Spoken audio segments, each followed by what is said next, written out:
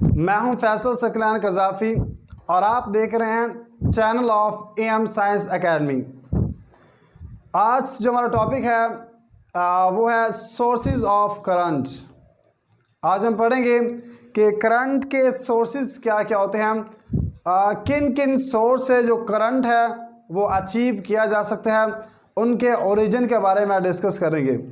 तो actually origin को discuss करने से पहले आई वांट टू से you about the conventional direction of the current, कि इसमें हम जो कन्वेंशन यूज़ करेंगे सोर्सेज ऑफ करंट की, वो एक्चुअली कन्वेंशन होगी, यानी कि कन्वेंशन डायरेक्शन ऑफ करंट होगी, जो कि अर्लियर स्टडीज़ में हमने देखा था या अर्लियर साइंटिस्ट और अभी तक उसको यूज़ करते हैं। तो कन्वेंशन डायरेक्शन हम यूज़ करेंगे। तो कन्वेंशन डायरेक्शन से मुराद है हायर पोटेंशियल से लोअर पोटेंशियल की तरफ जो करंट की डायरेक्शन होगी उसे हम नाम देंगे कन्वेंशन डायरेक्शन का। तो आप देख सकते हैं कि पॉजिटिव से नेगेटिव की तरफ करंट की डायरेक्शन है, जो ये बता रही है कि ये जो डायरेक्शन है कन्वेंशनल डायरेक्शन है, और इसे हम नाम देते हैं convention direction of current. Actually जो करंट है इसकी जो दूसरी डायरेक्शन है वो इलेक्ट्रॉनिक है, यानी कि इलेक्ट्रॉन्स की जो मोशन की डायरेक्शन है उसे इलेक्ट्रॉनिक डायरेक्शन कहते हैं।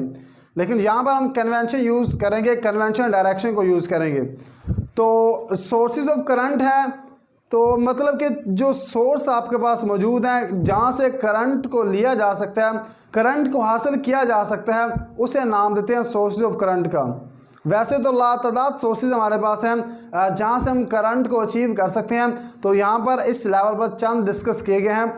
तो वो रीजन या वो इलाका या वो हिस्सा जहाँ से हम क्या कर सकें, इलेक्ट्रॉन्स को मूव करवाने पर मजबूर कर सकें one point two another point, तो उसे हम नाम देते हैं सोर्सेज ऑफ करंट का, कि ये करंट के सोर्सेज हैं जहाँ पर जो इलेक्ट्रॉन्स हैं वो मूव करते हैं एक पॉइंट से दूसरे पॉइंट पर, और उन दोनों पॉइंट के दरमियान एक्चुअली एक पोटेंशियल डिफरेंस सेटअप हो जाता है, इलेक्ट्रिक फील्ड सेटअप हो जाती है, जो ये शो करती है कि यहाँ पर करंट का सोर्स मौजूद है जहाँ से करंट निकल रहा है। तो एक्चुअली सोर्सेज ऑफ करंट में जो फर्स्ट हमारे पास है वो एक्चुअली है सेल। ये सोर्स ऑफ करंट का फर्स्ट हमारे पास है। सेल को हम बैटरी भी कह सकते हैं, बैटरी और सेल एक ही चीज़ है। तो सेल क्या है? सेल ओरिजिन है, सोर्स है करंट का, जहाँ से हम करंट को हासिल कर सकते हैं, करंट को अचीव कर सकते हैं। तो ये करता क्या है, किस तरह से ये हम इससे करंट हासिल कर सकते हैं? तो एक्चुअली जो सेल है ये करता है केमिकल एनर्जी को कन्वर्ट करता है इलेक्ट्रिकल एनर्जी में। याद रखें ये जो सोर्सेज ऑफ करंट है इनका मोटो या पर्पस एक ही है।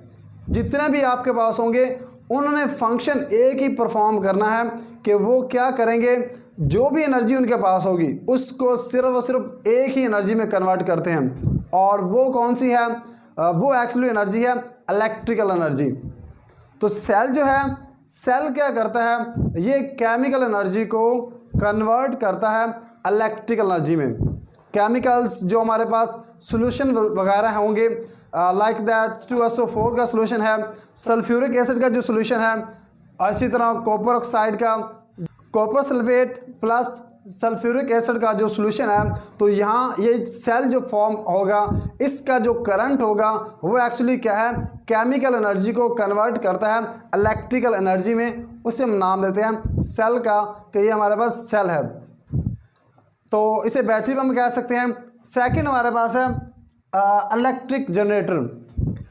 एक्चुअली इलेक्ट्रिक जनरेटर जो है इसका जो फंक्शन है या ये जो सोर्स ऑफ करंट है ये एक्चुअली काम करता है, जो उसका फंक्शन है वो है मैकेनिकल एनर्जी को ये कन्वर्ट करता है इलेक्ट्रिकल एनर्जी में। इलेक्ट्रिक जनरेटर जो है, जैसा कि नाम से जाहिर है, electric mean charges, generate mean move करवाना, उनके ऊपर वर्क करना। तो इलेक्ट्रिकल जो जनरेटर है, इलेक्ट्रिक जनरेटर है, ये मैकेनिकल एनर्जी को कन्वर्ट करता है इलेक्ट्रिकल एनर्जी में, उसे हम नाम देते हैं इलेक्ट्रिक जनरेटर का नाम देते हैं। ये वो सोर्स है जिसमें करंट हासिल किया जाता है उस वक़्त जब कोई मैकेनिकल वर्क परफॉर्म हो रहा हो, मैकेनिकल एनर्जी को कन्वर्ट किया जाता है इलेक्ट्रिकल एनर्जी में, उसे हम नाम देते हैं इलेक्ट्रिक जनरेटर का। थर्ड हमारे पास है थर्मोकपल। थर्मोकपल्स जैसे कि थर्म का मतलब है हीट, तो यहाँ पर ये जो थर्मोकपल है ये एक्चुअली इसका जो फंक्शन है ये करता है हीट एनर्जी को कन्वर्ट करता है इलेक्ट्रिकल एनर्जी में, तो इसे हम नाम देंगे थर्मोकपल का, जो कि हीट एनर्जी को कन्वर्ट करेगा इलेक्ट्रिकल एनर्जी में, तो थर्मोकपल कहलाएगा। तो नेक्स्ट हमारे पास है सोलर सेल। अब सोलर सेल जो है ये भी एक्चुअली सोर्स ऑफ करंट है। इसमें क्या होता है कि सूरज की जो रोशनी होती है सनलाइट को डायरेक्टली कन्वर्ट कर दिया जाता है इलेक्ट्रिकल एनर्जी में, तो ये हमारे पास सोलर सेल भी सोर्स है करंट का। यहाँ से भी हम इलेक्ट्रिकल एनर्जी हासिल कर सकते हैं सूरज की रोशनी को डायरेक्टली कन्वर्ट करने में इलेक्ट्रिकल एनर्जी में, तो वहाँ से हम करंट को हासिल कर सकते हैं। तो ये हमारे पास 5 सोर्सेस थे जिसमें हमने देखा कि करंट किस तरह हासिल किया जाता है। बेसिकली सबका फंक्शन सेम ही था, कैसे कि सबका फंक्शन एक ही है कि इन्होंने कन्वर्ट करना है, जो भी एनर्जी दी गई है उसको इलेक्ट्रिकल एनर्जी में कन्वर्ट करना है, जस्ट ये इनका फंक्शन था। तो इसको मज़ीद अंडरस्टैंड करने के लिए suppose that we have a diagram in which a battery is attached to a bulb. हमारे पास एक बैटरी है जिसको हमने अटैच किया है एक बल्ब के साथ, तो ये बेसिकली एक सेल है, सेल की एग्जांपल दी गई है। तो सेल क्या करता है, केमिकल एनर्जी को कन्वर्ट करेगा इलेक्ट्रिकल एनर्जी में। तो जब हमारे पास ये जो बैटरी है, एक्चुअली बैटरी में क्या है, बैटरी में हमारे पास H2SO4 है और प्लस कॉपर सल्फेट है, तो ये चीज़ें हमारे पास मौजूद हैं। जब ये रिएक्शन करता है इसके साथ तो कॉपर आयंस पैदा होते हैं, इसी तरह सल्फेट आयंस पैदा होंगे। एक्चुअली ये जो बैटरी है इसमें जो सॉल्यूशन मौजूद है वो कॉपर सल्फेट है। तो यहाँ पर क्या होगा, जो कॉपर होता है ये हमारे पास C++ आ जाएगा, जबकि जो SO4 है ये एक्चुअली +-2 आ जाएगा। तो यहाँ पर ये आयंस पैदा हो जाएंगे, आयंस बन जाएंगे। अब ये आयंस जो होंगे ये मूव करेंगे और वजह बनेंगे बल्ब के रोशन होने का।